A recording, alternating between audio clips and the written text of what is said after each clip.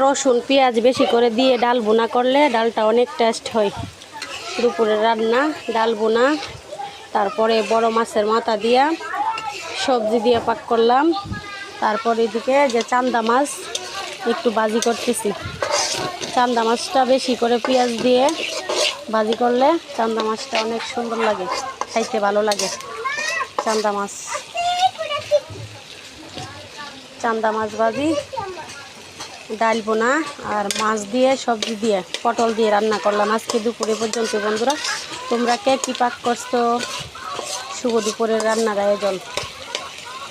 দুপুরটা যায় রান্নায়।